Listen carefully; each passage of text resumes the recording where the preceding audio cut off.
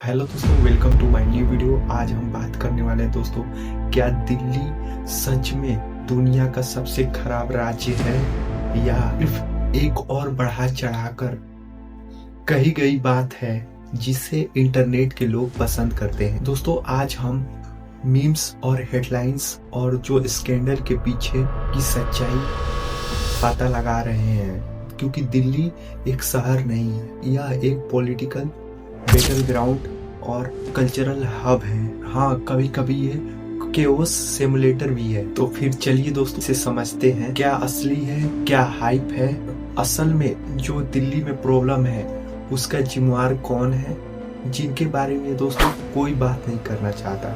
चलिए फिर समझते हैं। तो हम 20 सब्सक्राइब पूरा करने वाले हैं, तो दोस्तों चैनल को भी सब्सक्राइब कीजिएगा।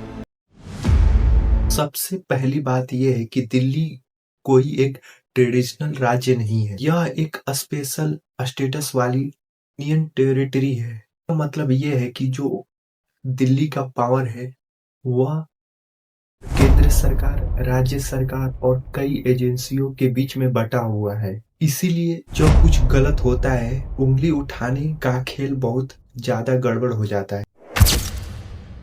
दोस्तों, आइए उन मुद्दों के बारे में बात करते हैं जिनकी वजह से दिल्ली को यह नाम मिला है। पोल्यूशन, जो सर्दियों में कोहरे की चादर में बदल जाता है। ट्रैफिक, जो 20 मिनट यात्रा को धार्मिक यात्रा जैसा महसूस कराता है।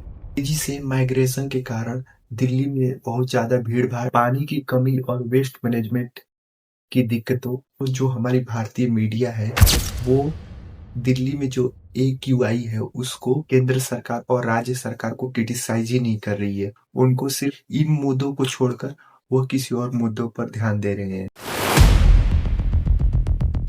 ये समस्या असली है, इसके लिए दिल्ली के लोग प्रोटेस्ट भी कर रहे हैं, लेकिन इस पे हमारे जो न्यूज चैनल है वो बिल्कुल एकदम शांति बनाए रखे हैं, जैसे कि यह मुद्दा उनके लिए कुछ है ही नहीं। जरूरी बात यह है कि दिल्ली की समस्याओं के लिए किसी एक को आप गलत ठहरा नहीं सकते। यह एक सिस्टमेटिक कॉकटेल है जिसमें कई लोग शामिल हैं। तो लोकल गवर्नमेंट है, रोजाना के गवर्नेंस, पॉलिसी और वेलफेयर स्कीम और लेवल के पहल को संभालती है। और दोस्तों, सेंट्रल गवर्नमेंट दिल्ली में पुलिस, जमीन और जरूरी एडमिनिस्ट्रेटिव पावर को संभालती है। तो दोस्तों, हमारे दिल्ली में तीसरी आती है, उसे हम बोलते हैं म्युनिसिपल कॉर्पोरेशन। इनका दोस्तों काम होता है जो सफाई, कचरा और जो लोकल इंफ्रास्ट्रक्चर होता है उसको देखना और उसको सही करना। दोस्तों, इसमें चौथा सबसे बड़ा रीजन है वो है पड़ोसी राज्य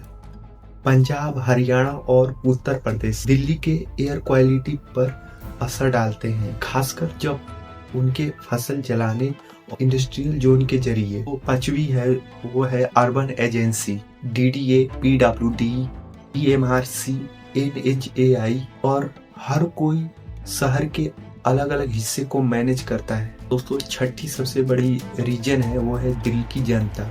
हर व्यक्ति का व्यवहार भी एक भूमिका निभाता है। कचरे का निपटान, इस्तेमाल और कंस्ट्रक्शन के नियम के पालन वगैरह एक दूसरे पर हावी होने वाली चीज नहीं है।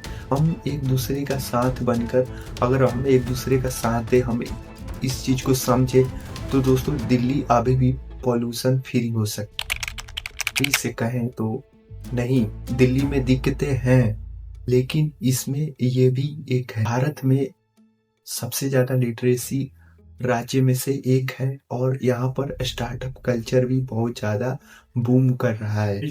क्लास मेट्रो फैसिलिटी भी है। दिल्ली में बहुत ज्यादा कल्चरल डाइवर्सिटी है। Top university, top hospital, job के मौके बहुत ज्यादा है। यह असल में एक व्यस्त यूनियन टेरिटरी है, तो लेकिन यह निश्चित रूप से सबसे बुरा तो नहीं है। तो हम फाइनली अपने कंक्लूजन की तरफ पहुंच गए। तो सवाल ये है कि तो क्या दुनिया का सबसे खराब राज्य दिल्ली है? तो इसमें सच्चाई ये है कि हाँ, दुनिया की सबसे पोल्यूटेड कोई राज्य है तो वो टॉप पे दिल्ली है, लेकिन इसमें कुछ अच्छाइयाँ भी हैं।